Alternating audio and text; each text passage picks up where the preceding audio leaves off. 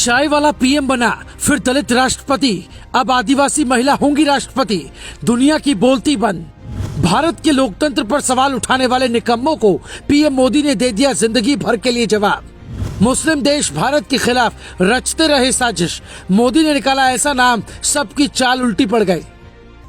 द्रौपदी मुर्मू की जिंदगी में ऐसी कहानी कौन सी है जो सुनकर आप कहेंगे हिंदुस्तान में सबसे गरीब इंसान मेहनत करे तो वो सबसे ताकतवर कुर्सी पर बैठ सकता है। हम अक्सर आपको अलग कहानी सुनाते हैं, आज फिर कुछ ऐसा बताने जा रहे हैं जिसके बाद आप कहेंगे अमेरिका हो या जापान, भारत जैसा लोकतंत्र किसी के पास नहीं, मोदी जैसा हिम्मती नेता किसी के पास नहीं, जिनके एक फैसले से सियासत की कहानी बदल जाती है। एक ऐसी महिला जिसका कोई सम्मान नहीं था, सालों पहले भगवान ने पति को छीन लिया। दुख कम होता उसके पहले भगवान ने द्रौपदी के दोनों बेटों को एक साथ छीन लिया। एक बेटी जीने की आस बची, उसी बेटी का हाथ पकड़कर द्रौपदी मुर्मू यहाँ तक पहुँच गई। द्रौपदी मुर्मू की जिंदगी का एक ऐसा सच हम बताने जा रहे हैं जो सुनकर आप बार बार पीएम मोदी को थैंक यू कहेंगे। दिल्ली से 1549 किलोमीटर दूर ओडिशा का मयूरभंज जिला है। यहाँ के लोगों की जिंदगी का सच इतना है कि भारत में आज भी कुछ लोग आदिवासियों को इंसान नहीं समझते। आदिवासी आज भी भारत के वर्तमान से काफी पीछे हैं। पीएम मोदी अक्सर कहते हैं कि विकास आखिरी इंसान तक पहुँचना चाहिए, तो ये इसका सबसे बड़ा सबूत है। ये इतिहास लिखने से कम नहीं होगा।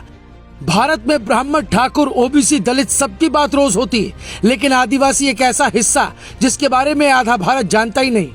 फिर उनकी सच्चाई जो देश को 75 सालों तक बताई नहीं गई। बस लोगों ने इतना जाना आदिवासी समुदाय से है तो जंगल जमीन से प्यार करने वाला इंसान होगा। आप जानकर हैरान होंगे कि भारत में कुल 8.6% यानी करीब 10 करोड़ आदिवासी हैं, लेकिन आज तक किसी ने भी इस समुदाय को सम्मान नहीं दिया। इसलिए फैसला खास है। भारत में 1.07% सिख हैं, लेकिन राष्ट्रपति प्रधानमंत्री की कुर्सी हमेशा परोसी जाती रही है। कहने का मतलब यह है कि जो पढ़ा लिखा वर्ग है उसने अपनी भागीदारी सत्ता में खुद तय की। आदिवासी समुदाय के लोग सत्ता की ललक से ज्यादा जल, जंगल, जमीन बचाने में जुटे रहे। नतीजा उनको 75 सालों में पहचान नहीं मिली।